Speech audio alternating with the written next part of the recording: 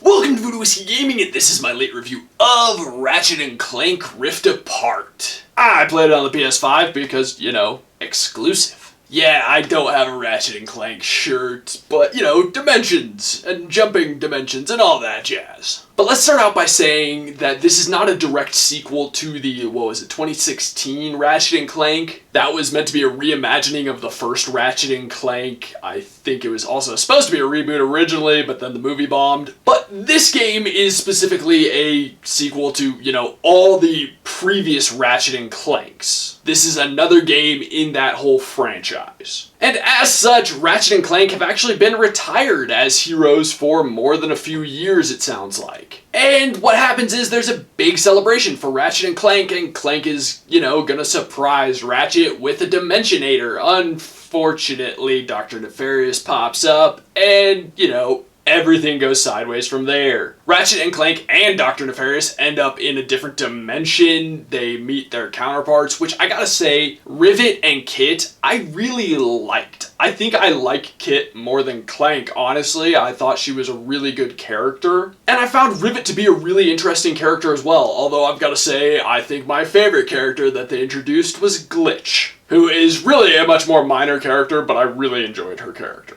And so obviously nothing is as simple, the Dimensionator is broken and you've got to rebuild it. So that's kind of where it goes. I'm not going to go any more depth than that. But I gotta say, I actually liked the story. I like where they went with it. I have been jonesing for some more Ratchet & Clank lately, and I'm glad they held off until they had a good story to tell. As for the audio, the voiceover work is very good in this game. I think the new characters, they're very well done. The voice actors provide a lot of personality for all the new individuals. And the old ones do a great job bringing these characters that you know and love into a new generation. As for the music, I like the music, but there is not enough of it. Some of these areas are very large and there's no music going on, and it's noticeable when that's going on. But when it is there, it is enjoyable. I think it's well done. I like the way it works in the world. As for the sound effects, this is obviously a cartoony, kind of game, so the sound effects don't need to be super serious, and they're not, and they work very well. They work for all the wacky enemies, wacky weapons, and just everything that's going on in the game. Now let's get into the gameplay mechanics and whatnot, and this is a third-person shooter platformer with RPG elements, because, they're everywhere. They really are. Rift Apart really does continue the Ratchet & Clank tradition of traveling from world to world, to complete certain objectives, as well as,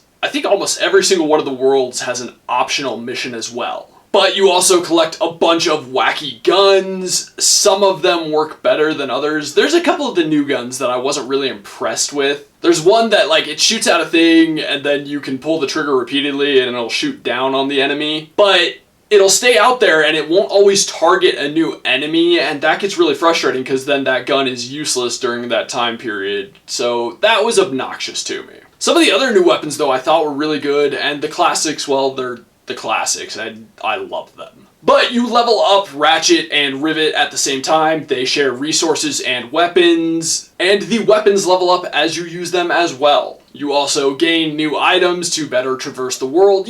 Pretty traditional platformer stuff, very traditional for Ratchet & Clank. And I don't have any complaints with that. I really enjoy that game. There's not enough games like that for me. So I'm always happy when there's a new Ratchet & Clank, because I don't always love platformers, but Ratchet & Clank happens to be one that I do enjoy. There is some dimension hopping in the gameplay, which I thought was a cool puzzle element, although it's not that intense of a puzzle element. But I will say there were some issues with the game. There was one stretch of the game where I was basically retracing my steps and I had to do a rail section, but then the game glitched and the camera wouldn't go where it needed to, and it was really a struggle, and I just kept dying, and I was basically stuck in a death loop where I would, ride the rail, wouldn't be able to see where I needed to jump, die, rinse, repeat. I finally figured out the timing to get it right, but it was still a glitch that really sucked. And then there was another time where I needed to whack a crystal to travel between dimensions, and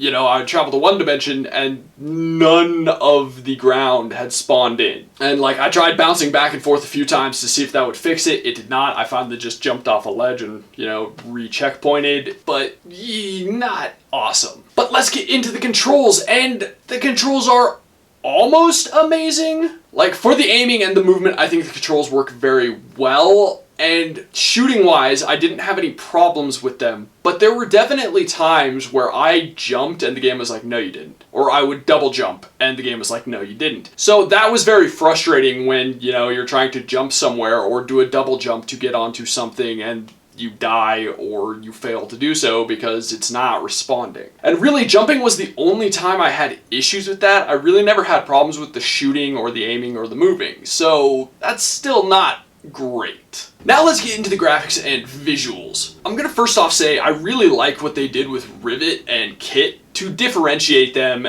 and, you know, give them their own personalities, not just make them kind of a boring clone of Ratchet and Clank. So there's that to begin with, but I really like the worlds that they built because, like I said, you go from world to world and each world is its own zone, and I like that they put in the effort, they always do, to really differentiate those zones. All the new characters that they introduced throughout the game, I think they did a good job giving them their own personality. You can kind of understand who they are almost immediately just by looking at them. But going beyond that, I will also say, because I complained about this in a game recently that had a bunch of furry characters, this is how you fucking do it. Holy shit, Ratchet and Clank looks phenomenal, and they did a wonderful job with the fur on Rivet and Ratchet. I mean, they really put the effort in. It's kind of like I said, if you're gonna do it, you gotta do it right, or else it's gonna look kind of shitty. Details like that really matter. And that's the thing about this game, it's all in the details. There are so many little details. The characters' tails moving, their ears moving, their facial expressions. But going beyond that, all the different effects for all the different weapons. Whether it changes the sound effects as well as pixelates your enemy, you know, all those things are really impressive, and the amount of detail that went into them is fantastic. And because this is a cartoony looking game that has insane amounts of detail, like the graphical detail in this game is insane, but it's not trying to be hyper realistic. And the benefit to that is that these graphics will hold up in the long run. I've always felt that cartoonier looking games tend to hold up better than hyper realistic games. But I just think visually this is really a beautiful game. I think what they did was impressive, and it does help show off the power of the PS5.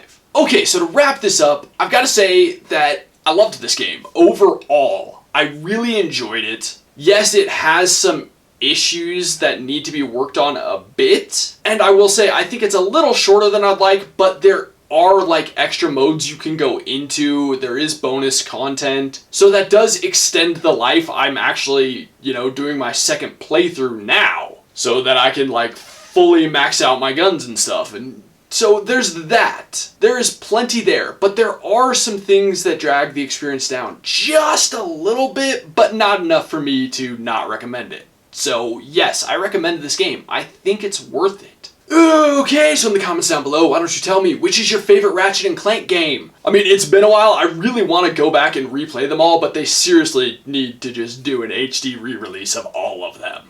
As always, thanks for watching. If you enjoyed the video, please hit that like button, and if you like what I'm doing in general, share and subscribe. Have a good one.